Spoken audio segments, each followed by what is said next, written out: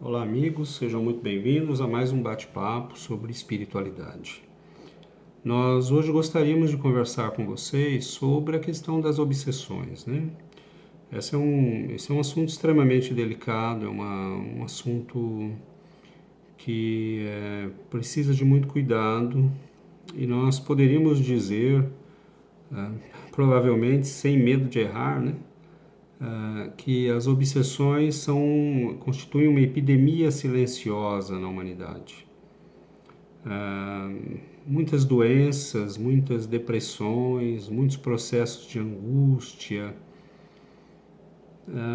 são provavelmente ligados, né, a essa questão silenciosa, né, esse fenômeno silencioso que anda na vida das pessoas e da humanidade. As obsessões podem ser definidas, né, a obsessão pode ser definida como a influência de um espírito sobre um outro, a influência persistente e maléfica, né? Por que os bons nos influenciam, mas não nos obsedam? Bom, porque os bons respeitam a nossa liberdade, o nosso livre-arbítrio. Os espíritos bons nos aconselham, nos intuem, mas eles não nos forçam a nada. No entanto, um obsessor ele força, né? Ele quer um vínculo que nos leve para uma situação de sofrimento. Então, essa influência maléfica e persistente, ela pode ocorrer de diversas formas, porque nós estamos falando normalmente de influência de um desencarnado sobre um encarnado. Mas no Espiritismo, nós sabemos que todos nós somos espíritos, então quando um encarnado influencia persistentemente e maleficamente uma pessoa, um outro encarnado, você tem aí uma obsessão de um encarnado para o encarnado. Por exemplo,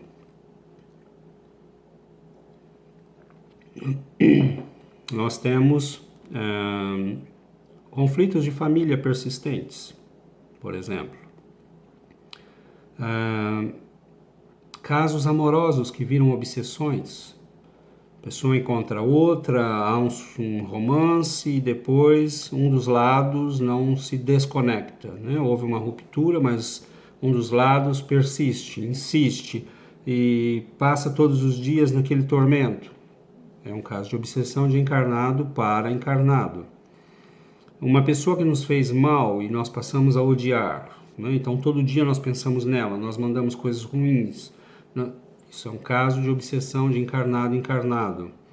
Amizades doentias, pessoas que depois que entram nas nossas vidas, tudo começa a ir mal, elas só nos aconselham a fazer besteira, só nos levam para decisões erradas.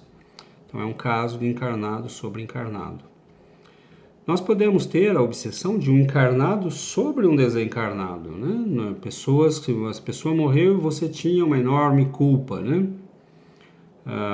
Em relação a ela. Então a tua culpa atrai o espírito. Você tinha um amor doentio, teu amor doentio atrai o espírito. Você detestava aquela pessoa, né? O teu ódio atrai o espírito. Então, em geral, nós falamos de desencarnado sobre encarnado, mas pode acontecer nos dois sentidos, né? E também pode ser de um desencarnado sobre um desencarnado, né? André Luiz narra muitos casos assim, né? Nos livros da sua coleção, psicografados por Chico Xavier. Então, a questão é como é que começam as obsessões, né? De que maneira elas se instalam na nossa vida. Normalmente, por exemplo, André Luiz vai dizer no livro Estude Viva, psicografado por Chico Xavier e Valdo Vieira, todos nos referimos ao perigo dos agentes do mal que nos ameaçam. No entanto, os agentes do mal apenas dominam onde lhes favoreçamos a intromissão. E a intromissão deles, via de regra, se verifica principiando pela imprudência de uma brecha. Então notem bem que tudo começa muitas vezes com uma pequena brecha. Mas aí você poderia me perguntar, mas César, então significa que qualquer errinho meu pode dar causa a uma obsessão? Bom, não é bem assim, é um conjunto de circunstâncias, né? Você pode fazer o mesmo erro durante muito tempo e não acontecer nada, mas aquele erro se tornou um padrão que pode ser utilizado por espíritos que não te querem bem.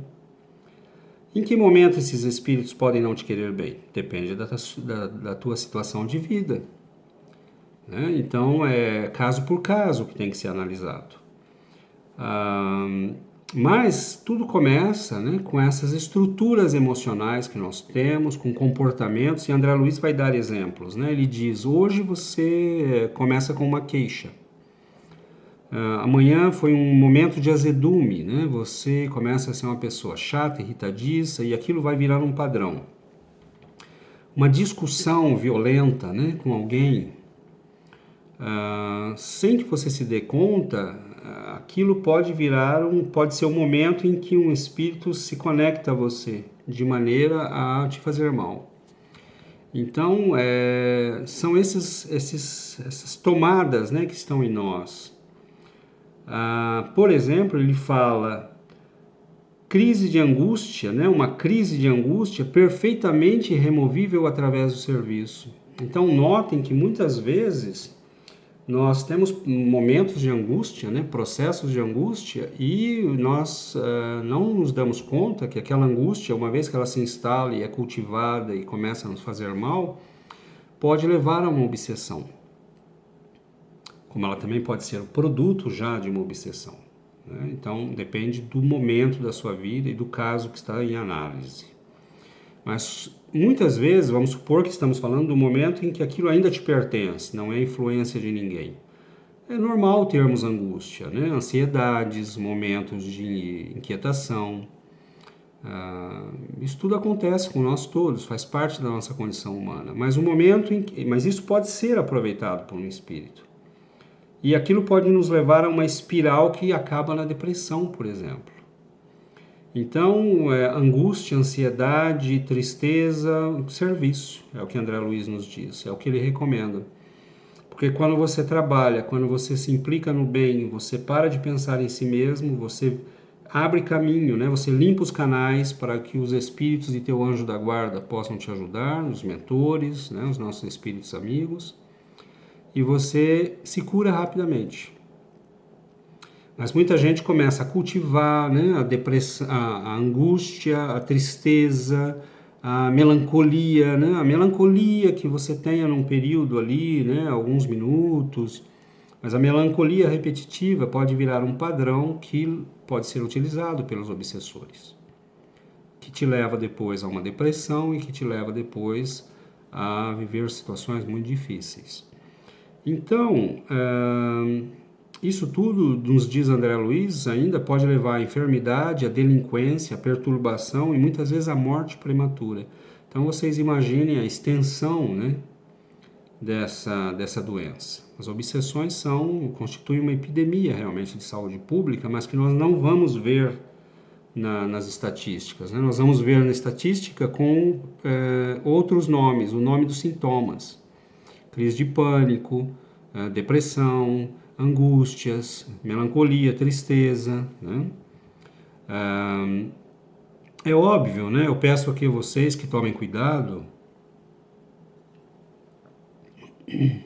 porque nem tudo que nós estamos falando não significa que uma pessoa que tem uma angústia está necessariamente obsedada e nem que vai ficar obsedada. Notem que nós estamos falando de padrões, né? Aquilo vai se tornando uma tomada emocional que permite a conexão, e é isso que nós temos que tomar cuidado. Não quer dizer que uma pessoa que tenha crise de pânico tenha necessariamente uma obsessão. Uma crise de pânico, como nós vemos já nas pesquisas espíritas, pode ser um aumento da consciência. A pessoa teve um choque emocional, uma ruptura amorosa, um trauma familiar, e aquilo fez com que ela, que já tem mediunidade, por exemplo, sofra uma expansão da sua consciência. Então ela começa a captar todo o meio ambiente no qual ela está. E isso é apavorante, né? A pessoa entra em choque, porque ela não está acostumada com aquilo. É como aqueles filmes de super-herói, né? Que o sujeito ganha uma nova capacidade, por exemplo, de ouvir à distância, de sentir cheiros à distância, né? A gente vê isso lá no filme do Homem-Aranha e de outros, né?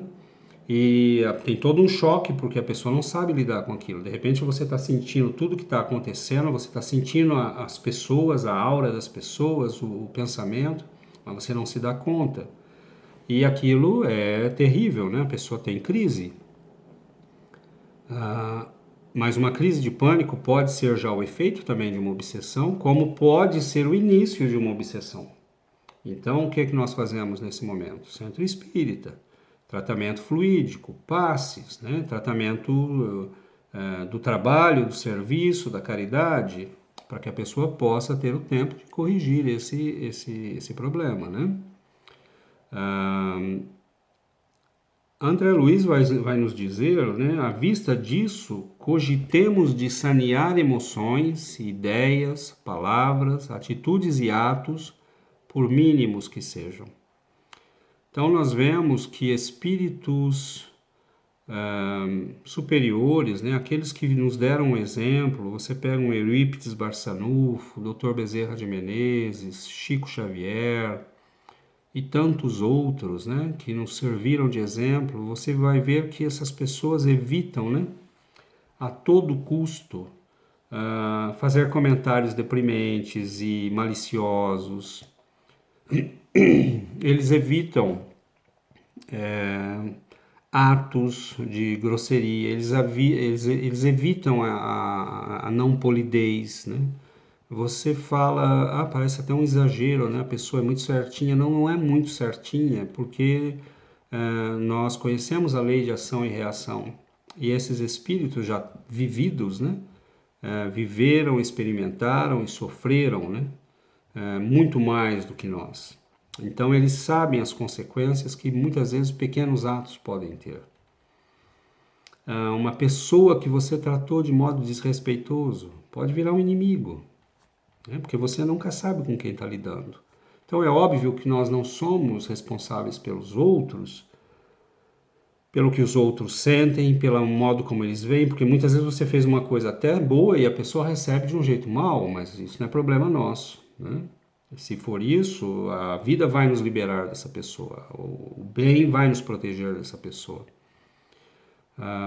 Mas nós notamos que esses espíritos mais experientes e evoluídos, eles tratam todo mundo, né, com cordialidade, com amor, com gentileza, porque eles sabem que o ser humano é um bichinho complicado, né? E nós pegamos, por exemplo, se nós olharmos o questionamento de Allan Kardec no Livro dos Espíritos, ele vai perguntar, né, influem os espíritos nos nossos pensamentos e em nossos atos? Muito mais do que imaginais, influi a tal ponto que de ordinário são eles que vos dirigem. Extremamente sério isso, né? Então a gente só precisa escolher por quem a gente vai ser dirigido, porque espíritos maldosos não vão nos dirigir para o bem, não vão nos deixar livres, vão nos aprisionar, nos querem ver infelizes, e no entanto os espíritos bons estão presentes também, a escolha é nossa. Eles vão dizer, né, com que fim os espíritos imperfeitos nos induzem ao mal, para que sofrais como eles sofrem. E isso diminui o sofrimento deles? Não, mas fazem-no por inveja, por não poderem suportar que haja seres felizes. Então, os espíritos bons e maus estão presentes. Somos nós que escolhemos a frequência das nossas conexões com os espíritos, né? Nós escolhemos os nossos amigos encarnados, com quem nós andamos, né? E nós escolhemos os nossos amigos desencarnados. Só que aí tem uma questão, né? Por exemplo, você pode ser uma pessoa que vai à igreja, que vai ao centro, que tem um comportamento social irrepreensível, mas você é libidinoso, você tem um problema com a sexualidade, você tem um problema com a raiva, você tem um problema com a violência. O que os espíritos de Allan Kardec nos explicam é que nós não enganamos o mundo espiritual. Nós podemos, com o nosso sorriso polido e a nossa educação social, enganar as pessoas, mas nós não enganamos os espíritos. Então, muitas vezes aquela pessoa se desconecta do corpo à noite para dormir e vai né, para o prostíbulo, ou vai atrair espíritos daquele naipe, vai viver situações de violência durante o sono e o sonho, porque a tua afinidade verdadeira é aquela. Então é lógico que agir socialmente de um modo correto nos ajuda, pode induzir, né, a que espíritos bons nos ajudem, porque eles veem o nosso esforço de pelo menos agir corretamente. Mas nós temos que cuidar realmente, né, das nossas emoções, sanear, como diz André Luiz, as nossas emoções, as nossas ideias, as nossas pulsões, as nossas tendências, porque elas podem ser, sim, tomadas nas quais os espíritos vão se conectar. O homem pode se eximir da influência dos espíritos que procuram arrastá-lo ao mal? Pergunta Allan Kardec na questão 467. Pode, visto que tais espíritos só se apegam aos que, pelos seus desejos, os chamam, ou aos que, pelos seus pensamentos, os atraem. Então, notem que o foco somos nós. Somos nós, é a nossa frequência, é a nossa emoção, é o nosso íntimo. Porque os espíritos, Allan Kardec explica isso muito bem no Evangelho segundo o Espiritismo e também no livro dos médiuns, né? Nós moldamos no perispírito o nosso interior. Nosso verdadeiro eu está moldado no nosso perispírito. É por isso que há pessoas que são muito bonitas e nós nos aproximamos e nos sentimos muitas vezes muito mal, né? Porque o físico é bonito, mas espiritualmente são pessoas às vezes tóxicas, né? Que fazem muito mal. Por que meio podemos neutralizar a influência dos maus espíritos? Praticando o bem e pondo em Deus toda a vossa confiança. Repelireis a influência dos espíritos inferiores e aniquilareis o império que desejem ter sobre vós. Guardai-vos de atender às sugestões dos espíritos que vos suscitam maus pensamentos, que sopram a discórdia entre vós outros e que vos insuflam as paixões más. Desconfiai especialmente dos que vos exaltam o orgulho, porque esses vos assaltam pelo lado fraco. Então, note bem que é o combate de nos tornarmos criaturas melhores, né? De procurarmos estarmos na companhia dos bons. Daí a importância, né, de estar na bênção que é um centro espírita, né? Poder participar das palestras, tomar passes, né? Tomar a sua água fluida, participar dos trabalhos da caridade, participar de grupos de estudo para que nós possamos aprender a controlar isso, né? E trazer o controle da nossa vida para nós mesmos. Renunciam, né, os espíritos às suas tentativas, cuja influência a vontade do homem repele. Que querias que fizessem? Quando nada conseguem, abandonam o campo. Entretanto, ficam à espreita de um momento propício, como o gato que tocai ao rato. Quantas pessoas boas, né? De repente fazem grandes besteiras. E você diz, meu Deus, o que aconteceu, né? Então essa é a hora da caridade com as pessoas. Essa é a hora de termos carinho, paciência, ajudar e não criticar, tacar pedra, né? Porque amanhã pode ser a nossa vez. Então, não, os espíritos não abandonam e muitas vezes eles são persistentes, né? Eles ficam à espreita, esperando um momento de fraqueza para que possam nos colocar em más situações. E finalmente, na questão 472, os espíritos que procuram atrair-nos para o mal se limitam a aproveitar as circunstâncias em que nos achamos ou podem também criá-las? Notem que interessante. Eles aproveitam as circunstâncias ocorrentes, mas também costumam criá-las, impelindo-vos, o mau grado vosso, para aquilo que cobiçais. Note que eles vão nos colocar numa situação, mas eles só nos colocam nessa situação porque a conexão está em nós. Assim, por exemplo, encontra um homem no seu caminho certa quantia. Não penses tenham sido os espíritos que a trouxeram e a colocaram ali, mas eles podem inspirar ao homem a ideia de tomar aquela direção e sugerir-lhe depois a de se apoderar da importância achada, enquanto outros lhe sugerem a de restituir o dinheiro ao seu legítimo dono. O mesmo se dá com relação a todas as demais tentações. Então você passa muitos períodos da sua vida consumindo pornografia, você passa muitos períodos da sua vida alimentando pensamentos, se eu encontrasse tal pessoa, se eu fizesse tal coisa, se eu chegasse nessa posição eu ia enriquecer. E de repente a vida te dá a posição. Né? E de repente você está em face daquilo que você cobiçou, aquilo que dentro de você acalentou por muito tempo. Isso é muito complicado, né? Lembram da frase? Tome cuidado com o que você deseja, que você pode conseguir. E muitas vezes a gente consegue, e aí começam os problemas. E uma coisa interessante é que você vê, por exemplo, as pessoas que se corrompem, elas se corrompem aos poucos. Ninguém começa roubando 10 bilhões. Né? Mas é aqui, uma corrupçãozinha aqui, outra ali, e quando nós nos damos conta, nós estamos atolados até o pescoço na corrupção. E isso tem uma razão, né? A psicologia social, por exemplo, ela nos fala daquilo que se chama dissonância cognitiva, né? Dissonância cognitiva é quando uma pessoa age em desacordo com as suas crenças, com os seus valores. A lei de Deus está em nós, né? Nós sabemos disso, ela está na nossa consciência. E as religiões fazem o trabalho de nos acordar, de nos fazer prestar atenção nessa lei, mas ela está em nós. Se nós prestássemos atenção, nós seríamos capazes de achá-la. Seguindo o método socrático, por exemplo, né? de se analisar, de se conhecer. Mas o que acontece? Você está numa situação, você está ali diante da possibilidade de se corromper, e aí você diz, eu vou fazer. Bom, você volta para casa se sentindo um trapo. Você diz, meu Deus, né? O que eu fiz? Mas aquela circunstância está ali diante de você todos os dias. Então, o que diz a dissonância cognitiva? Né? O que os psicólogos descobriram? Que uma pessoa que age muitas vezes contra a sua moral e os seus valores, ela vai viver um conflito.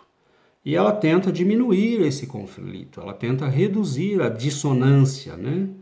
Entre a ação e o pensamento, os valores, a moral. Mas como é que muita gente faz isso? Faz pelo lado inverso. Ao invés de corrigir o erro, né, e dizer, olha, eu reconheço que eu errei, eu preciso me corrigir, eu não vou mais fazer isso, eu vou tomar as providências necessárias para não fazer mais o que é errado. A pessoa faz o contrário, ela muda os seus valores, as suas crenças, para que ela possa reduzir o desconforto psicológico no qual ela está. E isso se constatou, a ciência constatou, chega a mudar, inclusive, a estrutura do nosso cérebro. Então a pessoa diz, todo mundo rouba, qual que é o problema de eu roubar? Todo mundo se corrompe quando está no serviço público. Qual é o problema de eu me corromper? Todo mundo trai, qual é o problema de eu trair? Aí ele começa com uma amante, depois ele tem 5, né? Então, eu não estou criticando a vida de ninguém aqui, mas vocês vejam que muitas vezes a gente, ao invés de corrigir o ato ruim, a gente, para diminuir o desconforto psicológico, a ansiedade de saber que fez algo errado, nós mudamos a nossa concepção sobre o negócio. Né? Então, você muda suas crenças, seus valores e você, daí a algum tempo, não se reconhece mais.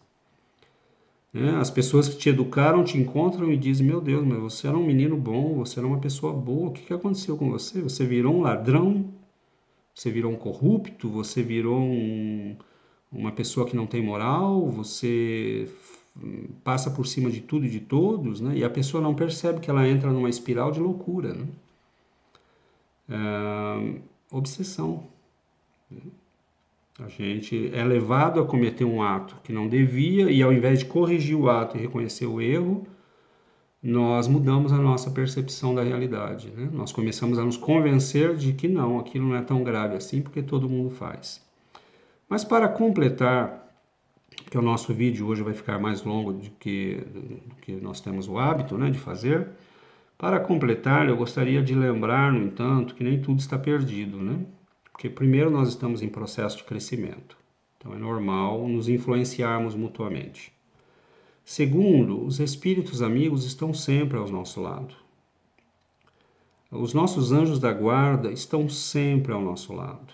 Né? No livro dos Espíritos, na pergunta 495, respondendo a Kardec, eles vão dizer o seguinte: Não vos parece grandemente consoladora a ideia de ter sempre junto de vós seres que vos são superiores, prontos sempre a vos aconselhar e a amparar e a vos ajudar na ascensão da montanha do bem?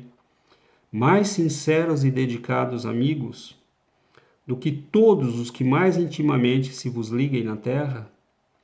Eles se acham ao vosso lado por ordem de Deus. Foi Deus quem aí os colocou, e aí, permanecendo por amor de Deus, desempenham bela, porém penosa missão. E como deve ser penosa, né? A missão de nos ajudar. Sim, onde quer que estejais, estarão convosco. Nem nos cárceres, nem nos hospitais, nem nos lugares de devassidão, nem na solidão estáis separados desses amigos a quem não podeis ver, mas cujo brando influxo vossa alma sente, ao mesmo tempo que lhes ouve os ponderados conselhos. Ah, se conhecesseis bem essa verdade! Quanto vos ajudaria nos momentos de crise! Quanto vos livraria dos maus espíritos! Belíssimo, né?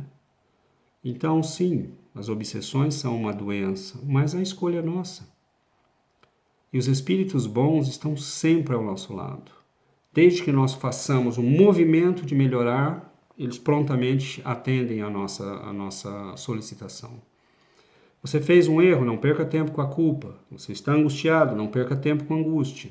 Faça algo de bom. Só o bem pode apagar o mal. Quando Jesus disse orai e vigiai, é porque ele sabia, né, que nós temos todas essas brechas, que nós temos todas essas dificuldades emocionais, vícios, atávicos, né, que estão conosco há muito tempo, e nós precisamos lutar contra tudo isso. É natural, ele sabia disso. Ele dizia, né, eu não vim para os sãos, eu vim para os que estão doentes, mas é preciso reconhecer, né, que nós estamos doentes, porque senão não tem cura.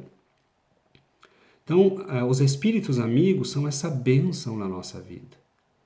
Muitas vezes nós viramos as costas, nós somos arrogantes, nós somos metidos a besta, mas eles estão sempre conosco. Então, não hesitemos, né, a pedir ajuda através da oração, através do trabalho, através do nosso esforço pessoal. Culpa não resolve nada, medo não resolve nada, perda de tempo não resolve nada, né? A solução é se lançar no serviço, é fazer o que é bom, é começar. Eu perdi muito tempo, não importa, comece agora, né? Faça intensamente aquilo que você sabe que é correto. E os espíritos tomarão as providências para te enviar socorro, te enviar alívio, te enviar conforto, porque você está já na ação do bem. Então, tenhamos paciência, né? Mas é preciso começar em algum lugar. Deus espera, Ele não nos critica, Ele não vai nunca nos agredir, mas Ele nos deixa viver as nossas experiências. E muitas vezes nós pagamos um preço alto pela nossa incúria, né? Então, lembremos disso, né? Se conhecesseis bem essa verdade, quanto vos ajudaria nos momentos de crise?